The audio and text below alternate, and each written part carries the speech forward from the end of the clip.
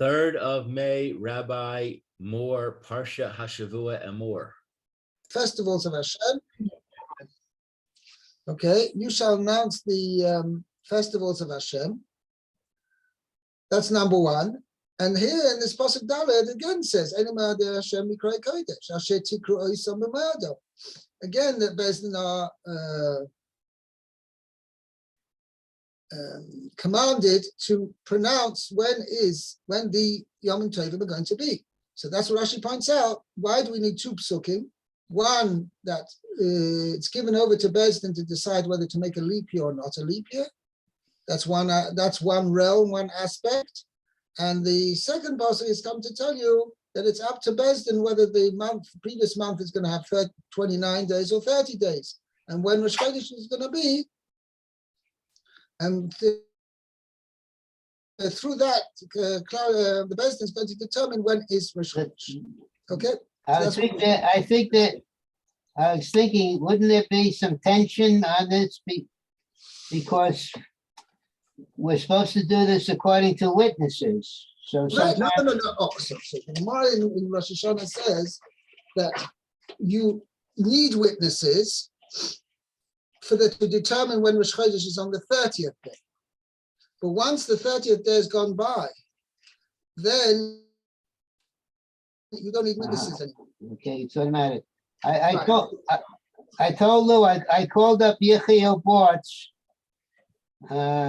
His caretaker told me he's sleeping. He's had some medical issues, to say the least, lately. Oh, I see. So maybe I'll just give a call to see how he's doing. Okay, thank you for that information. Okay. Anyway, I have a question, Rabbi. The sages knew, due to their calculations, exactly when the new moon occurred. No, so no, there's not just as far as that's the astronomical considerations, is that when the actual new moon appeared, so we say new moon started its cycle, which is actually the Moilad, when they pronounce the Moilad in Shul. Moilad this week it was Motzei Shabbos, 5:20 in the morning, and 1 Chelek. Okay, I have to remember that because I'm the Gab in the Shul. Okay, but anyway, when they pronounce, that is when the moon is starting its new cycle. Rosh Chodesh cannot be determined, or shall we say, Adam cannot see the moon till 6 hours after that. So if Adam come along and say 3 hours after the Sanhedrin, he calculated when the new Moilad is. If let's say 3 hours afterwards, Adam comes and says, "Yeah, we saw the new moon." That's they're either liars or under a delusion that they saw it, but they didn't really see the moon, because the new moon is not visible. The first visible sliver of the new moon cannot be seen only 6 hours after the Moilad. Okay, so that's not my question. My question is, since the sages knew exactly when the new moon was, and therefore they know exactly when 6 hours later is, and therefore they know when the witnesses can correctly testify or not. So it would seem to me there's no reason why they should ever discount the witnesses unless the witnesses are wrong. If the witnesses are right and they know they're right, then they have to follow them, because it is the new moon. So let me give an example. Right. So let me give an example. What I mean by other considerations, give an example as follows. We have a rule, Loi Adu Rosh, that Rosh Hashanah can never fall out on a Sunday, Wednesday, or Friday. The reason behind that is 2 considerations. One is we don't want Yom Kippur to be either on a Friday or a Sunday. That's number one. And also we don't want Hoshana Rabbah to fall out on Shabbos. Okay. Okay. So as a result of that, so Aleph, if Rosh Hashanah is on a Sunday, that means Hoshana Rabbah is going to be on Shabbos. We can't have that. Okay. And if Rosh Hashanah is on a Wednesday, that means Yom Kippur is on a Friday. And if Rosh Hashanah is on a Friday, it means Yom Kippur is on a Sunday. We don't want that either. So Chazal determined that's a basic rule. Rosh Hashanah will never fall, the first day of Rosh Hashanah will never fall out on a Sunday, Wednesday, or Friday. Now, as a result of that backtracking 6 months, Rosh Chodesh Nisan will not be on a Monday, Wednesday, or Friday. Loi Badu Pesach. Because, and the idea behind that is, this is a convenient way of remembering it, but it's important. It's important thing to remember. From Pesach, was the way from the first day of Pesach and all the days of Pesach, you have an indication when all the other Yomim Tovim are going to be, and that is learned from a how should we say it? A siman.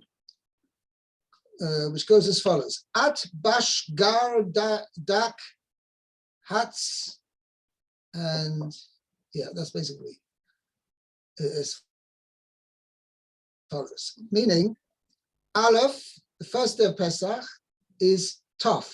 It's also the same day as Tisha B'Av. Okay. Beis, the second day of Pesach, is Shin. Is also the same day as Shavuos. So this year, Shavuos is going to be on a Sunday. Okay, first day of Pesach was on a Shabbos. This year, Tisha B'Av is also going to be on a Shabbos. The fast will be pushed off to Sunday if there will be a fast. Second day of Pesach is Shavuos. That's this year Shavuos is on a Sunday. Gar, third day of Pesach is Rosh Hashanah, always. Basically, I just want to explain the idea behind it is because the Seder of the months between Pesach and Rosh Hashanah is always uniform. Any variations in the calendar only occur between Rosh Hashanah, I mean Tishrei and Nisan. Okay? But between Nisan and Tishrei, it's always uniform. There's no, it's always the same thing. And it always goes, Nisan is Mole, Iyar is Choser, Sivan Mole, Tammuz Choser, Av Mole, Elul Choser. Wow. It means Mole and Choser means whether it's a 30-day month or 29-day month. Okay? Anyway, I call upon him. So the third day of Pesach is always the first day of Rosh Hashanah. So therefore, if Loi Adu Rosh, that Rosh Hashanah cannot be on a Sunday, Wednesday, or Friday. So let's go back 2 days from each one of the Adu. So Aleph, Sunday, go back 2 days, we come to Friday. Dalet, Wednesday, go back 2 days, you come Monday. Okay? Vav of Rosh Hashanah cannot be on a Friday, so go back 2 days, Wednesday. So therefore, you're going to come out Wednesday, no, I mean, I was going never on a Sunday, no. Yeah, right. Wednesday, Monday, and Friday. So it comes out that Pesach can never be on Monday, Wednesday, or Friday. So now, let's give an example. Let's say Aiden come along, and the Fida Moilad, right, it could well be we could make Rosh Chodesh Nisan on a Friday. However, Chazal don't want that to happen. Okay, so Aiden come along and said, we saw the moon. But the Bezdin says, well, we're going to try all kinds of tricks to push them off and say, no, we haven't got time for you right now. Come back tomorrow, whatever. And Bezdin will ignore the Eidim and will make Rosh Chodesh on Shabbos. So now Rosh Chodesh is actually not on the first day of the new moon. Not It's actually on the second day that particular month in this example. That's in this particular case. So, but they have the Sanhedrin, the Bezdin HaGadol have permission to use a certain level of manipulation in order to fit into these rules. And then they have to what? They have to adjust by making the next 2 months Well, 29 days. what? In So order there to will get be, back? could be, if necessary, they'll make the next 2 months 29 days.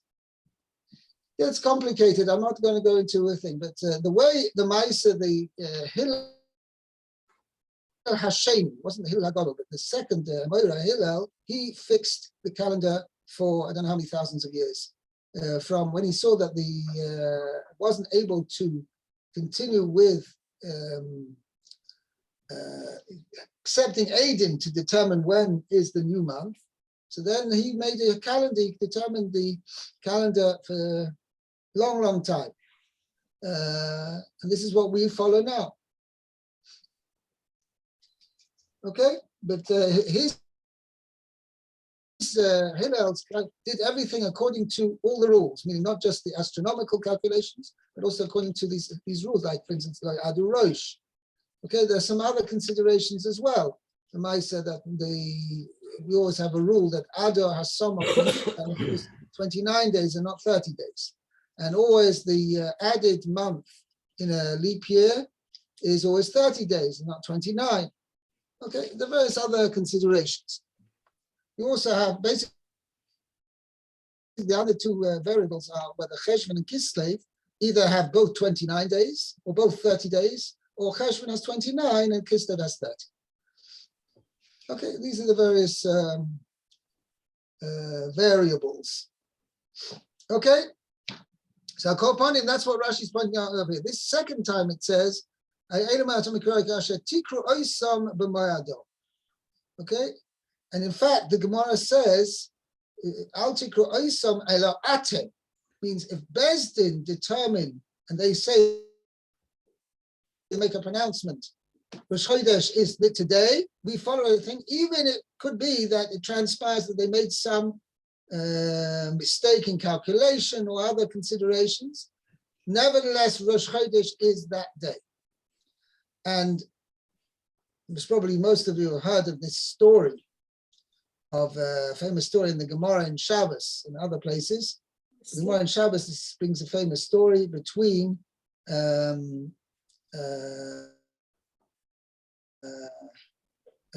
Gamliel and Rabbi Yeshua. Okay, Ram Gamliel, who was the Nasi, and the Bezdin, he determined that Rosh Hashanah should be on a certain day, and therefore, as a result of that, Yom Kippur on a certain day, and Rabbi Yeshua disagreed. And Rabbi Gamliel, just to show the power of Bezdin, he said, Rabbi Gamliel said to Rabbi Yeshua, I want you to come to me in, I don't know, he was actually in Yerushalayim at that time. I want you to come to me on the day which in your calculation is Yom Kippur, according to my calculation, it's already Motzi Yom Kippur. I want you to come to me wherever I am. Staff and wallet. Sorry? With your staff and wallet. Correct. Okay, not just to walk, but also to actually be carrying, and therefore involving an Issa Doraisa. Yeah. Okay. Yeah. Okay, let's continue. Chodesh Pasuk Hey. Rishon be'arba'a asar lachodesh bein ha'arba'im Pesach laHashem. Okay, so in the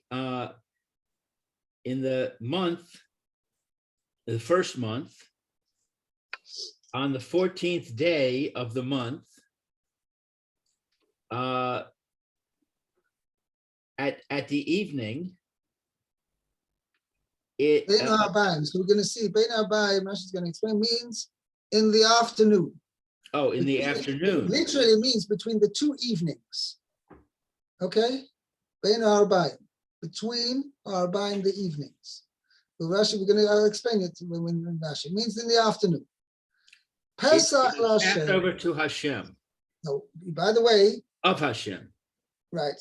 Whenever the term uses the Torah uses the term Pesach, it is not referring to the festival, it's referring to the Korban Pesach, as Rashi is going to explain. Okay, so Rashi. Let's see, where's the Rashi? Pasuk Hey. Bain ha'arbaim, between the evenings. Misheshes shaos Mishesh shot. mala. Right. From the 6th hour and onward. Right. So the Gemara explains what's the idea of why is it called Bein Ha'arbaim? The term Erev means that the sun is moving towards setting.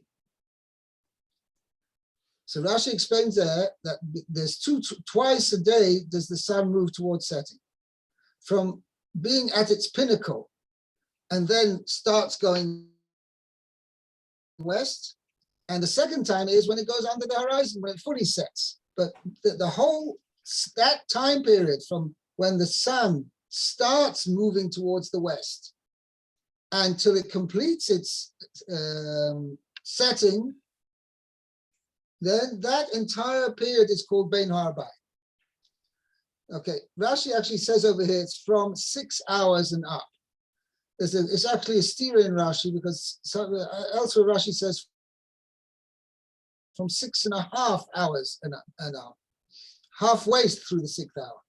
Practically speaking, Maisa, there's no difference because the Maisa, this is actually when we can start davening Mincha, because Mincha corresponds to the Tomid Shabbeinu Arbaim. The afternoon regular offering, the Tomid Shabbeinu Arbaim, the earliest time it could be offered was 6.5 hours.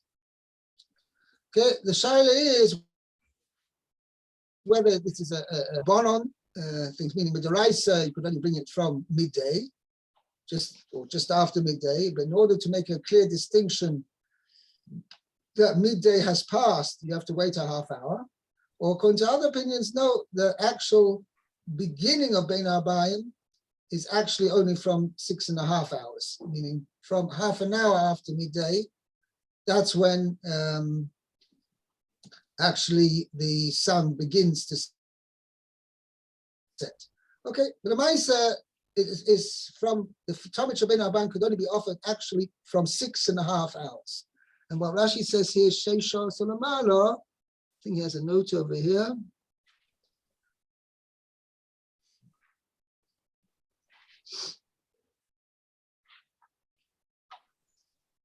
Yeah, no, he doesn't make point it out. Okay. Yeah.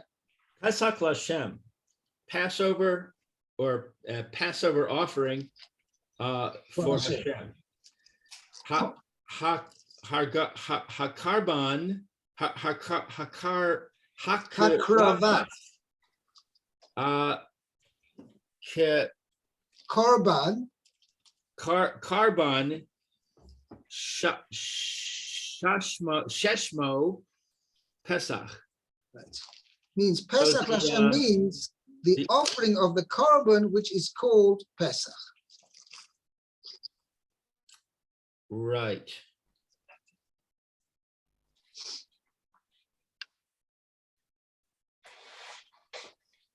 Okay. Fine. Let's go on to Pasuk Vav. Actually, there's a few psukim here before this. The next Rashi is on Pasuk Ches.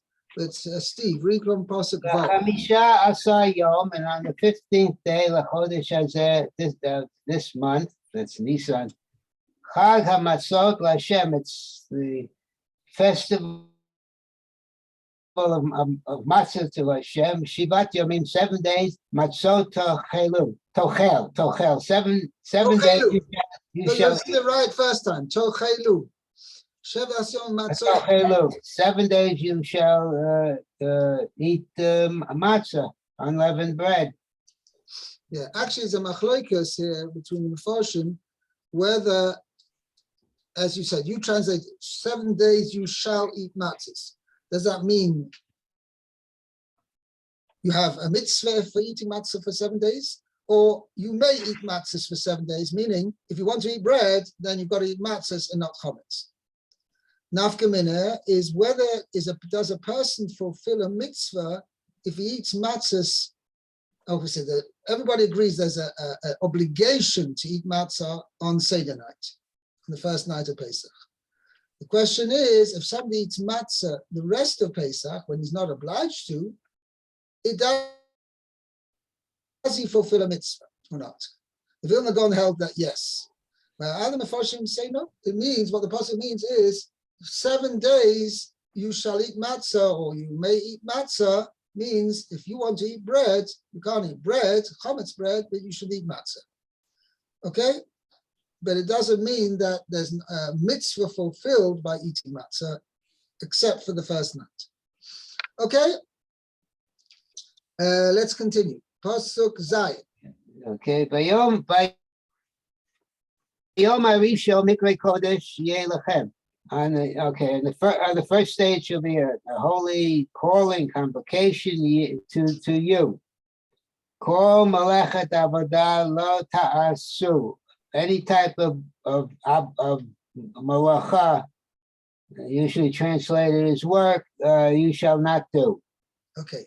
Now it's interesting. Rashi doesn't say anything over here, but he's going to say it on the next pasuk, because it again repeats. And we're going to have a major machlokes between Rashi and the Rambam. But Rashi, we'll see Rashi on the next pasuk, on pasuk Ches. Okay, no Rashi on this pasuk, pasuk Zay.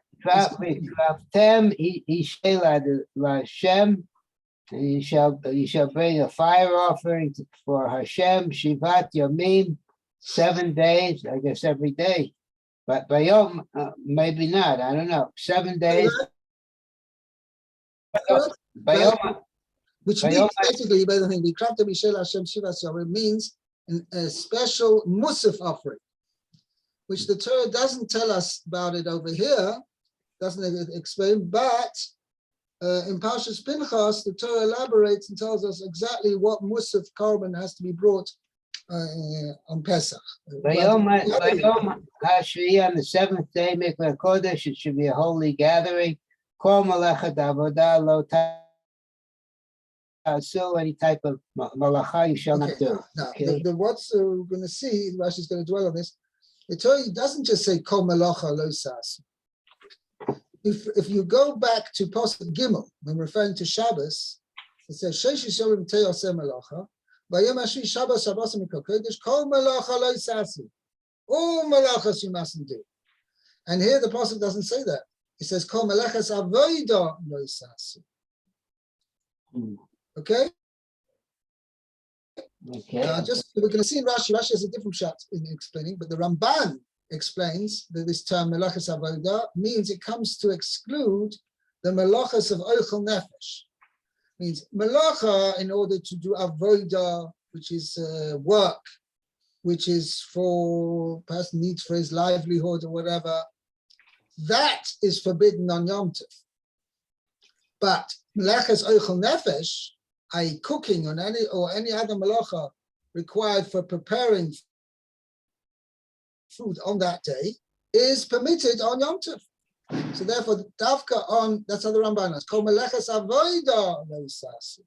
You mustn't do any Melechas Avodah, but Melechas Oichel Nefesh, you may. Okay? Yeah, I'm going to have to go in a minute. We craft them, Ishay, etc., and you shall bring a fire offering. Hem Musafim. This is what we were talking about. These are the Musafim Hamor that we spoke about. Parsha Pinchas, Parsha's Pinchas. Lama and Emor, come on, why is it brought up again, spoken about again? Mamar She'ed Musafim Ma'akvim Zeh et Zeh. One doesn't, to teach us that one, I don't know, what's it mean? If you don't bring one, it doesn't implode on the other? Which means as follows. Let's say, in fact, we actually learn it out from the Haftorah of Parshat HaChodesh as well. It says, give an example. If I remember rightly, it's later on in Parshas Pinchas, I don't know about pair, but I think it is. Parshat Par ben boka echad, ayil echad, kevosim b'nei shana shiva tmimi. Okay? You're supposed to offer a cow, a bull, a ram, and 7 sheep. What happens if you only have 5 sheep? There are no 7 sheep available. There's only 5. Okay, do you offer those 5 sheep or not? I guess according to this, you do, according to Rashi. And that is, in fact, the Torah. The Gemara lands out. Okay, and actually, it's indicated in the Haftarah Parsha Sachodesh because it says there, the Pasuk in Yechezkel, which as a result of what was written there, the Chachamim had a havamina to put the Sefer of Yechezkel in Geniza, means it should be hidden away and not learned. Why? Because there's certain psukim there which contradict what it says in the Torah. One of them being it says that on Yom Tov, I don't know if it's referring to Pesach, you bring 6 sheep. That's what it's written there. I mean, the Torah says you bring 7 sheep. I don't think you say bring 6. Which Chazal explained to mean is that lechatchila avada, if you have 7 sheep, you've got to bring all 7. What happens if you don't have 7, you only have 6? That's what the Navi is referring to. You still bring 6. V'hikraftem ishel Hashem should bring a fire offering for Hashem. Mikol makom. In any case, im ein parim. If you don't have bulls, be elim, bring rams. The im ein parim, the elim, and if you don't have bulls or rams, bring sheep, lambs, I guess. Right. So, all right. So that's a. Have a good day. Fine, very good. Go to. Okay, we have in the middle over here. Should we stop here, you want to carry on the rest of the pasuk here? The Rashi. I might as well finish it. Okay, Shivas Yamim. Shivas Yamim, 7 days. Kol Now, Makom. actually, Rashi is going to point out, for accuracy's sake, yes, 7 days is not an accurate translation. A 7-day period. It's a set of 7 days. This is what Rashi is going to say over here. Kol Makom. Kol Makom, in all places, Shene Emor, that it says Shivas 7. Shivas Yomim. The term Shivas Yomim. It doesn't say Shiva Yomim, that the number is like an adjective. It means Shivas. Shem Devaru, it's a noun. 7 of days. Right. It's a 7 of days, which means which Rashi is going to explain means Shem Davar, it's a noun. It's a set of 7 days. Shavua Shel Yomi. It's a week of days. What is this abbreviation? One says, Rashi then brings Shoshem, Setenye Belaz. Oh, it's an old Rashi French. brings an old French word, Setenye. Right, Seten means a group of 7 days. V'chein kol lashon. V'chein kol lashon, and so any time you have an expression, Shimonas, Sheishes, Hameshes,